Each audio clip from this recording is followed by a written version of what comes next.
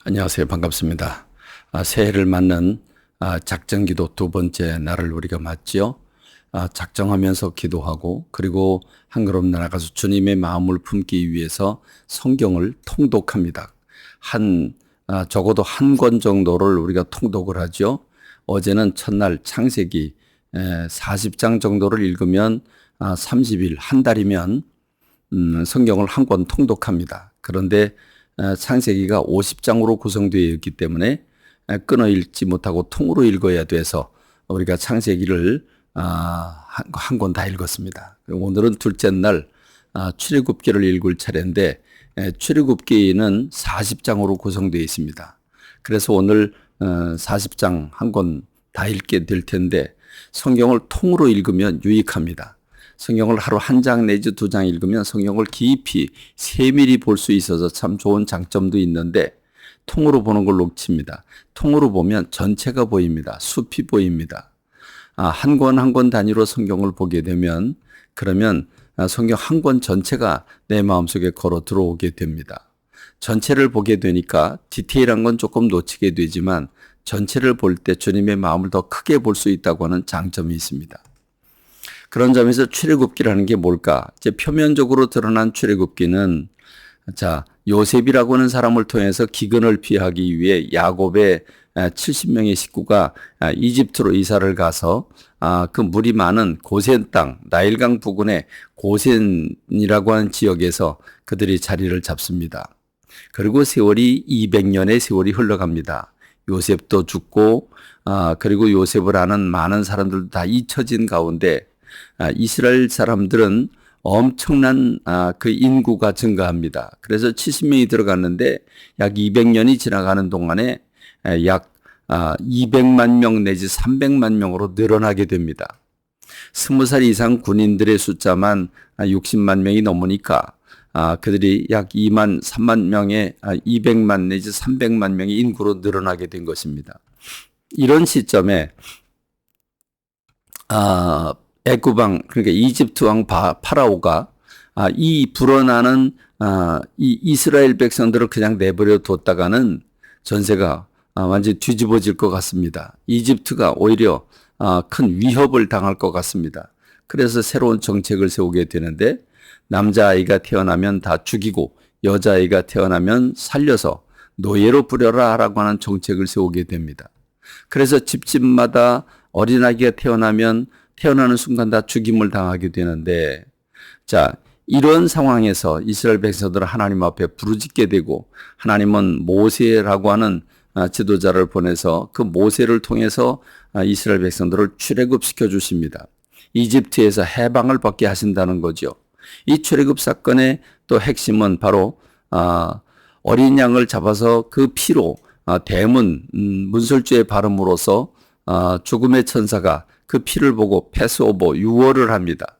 그래서 이스라엘 백성들이 그 각 가정마다 평안했지만 그러나 그 애굽의 그 이집트의 장자들 왕궁으로부터 대장간의 아들이 이르기까지 모든 첫째 아들이 다 죽고 첫째 짐승의 첫째 그 가장 그 첫째 되는 그 동물들도 다 죽어집니다.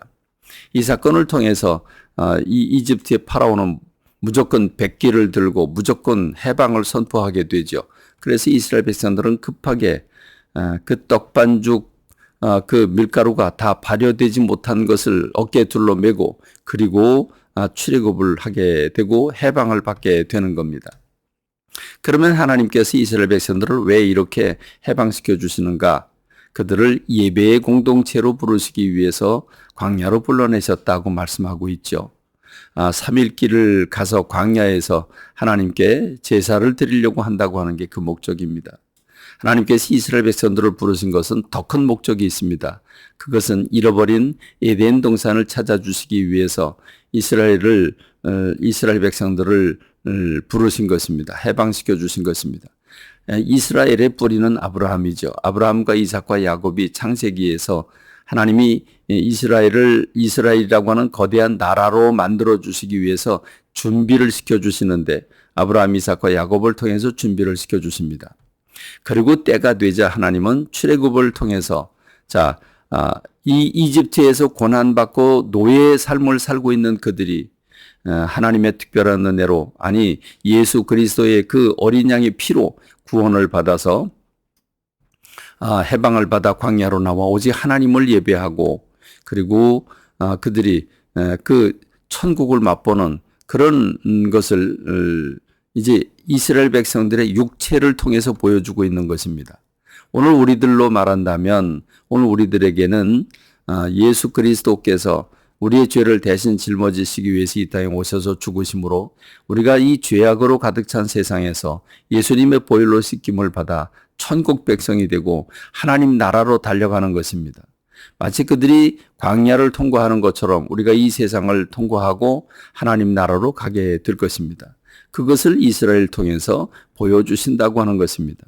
그래서 이 출애굽기의 구조를 보면 1장부터 18장까지는 출애굽하게 되는 그 배경을 설명해 주고 있고, 19장부터 24장까지는 안전한 그 광야 시내산 앞에 모여서 하나님과 이스라엘 백성들과 언약을 갱신하는 모습을 볼 수 있습니다. 아브라함과 맺은 언약이 이제 이스라엘 백성들 전체와 더불어 언약을 새로 맺음으로써 예수 그리스도를 보내기 위한 본격적인 준비와, 그리고 이스라엘이라고 한 나라를 모델로 삼아서 세상에 빛이 되고 세상에 하나님의 영광을 드러내는 이방의 빛으로 삼으시기 위해서 이스라엘 백성들을 부르셨고 언약을 하시게 되고 그들이 지켜야 할 말씀들을 주고 계시는 것이 19장부터 24장입니다. 그리고 이들은 예배 공동체로 부름을 받았기 때문에 25장부터 40장까지는 성막의 설계도를 보여주고, 그리고 성막을 가지고 성막을 실제로 제조를 해서 완성을 하게 되는데 주님이 임재하셔서 하나님의 영광이 얼마나 가득한지 거기에 제사장들이 들어갈 수 없었더라, 이렇게 말씀하고 있습니다. 이 출애굽기는 놀라운 하나님의 마음이 담겨 있습니다.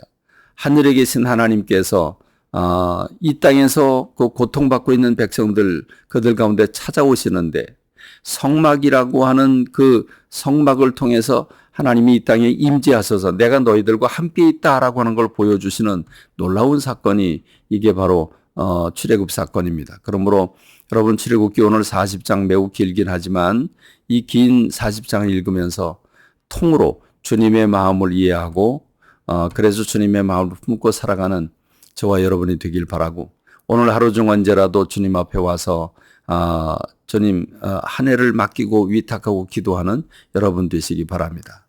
감사합니다. 말씀 맺겠습니다.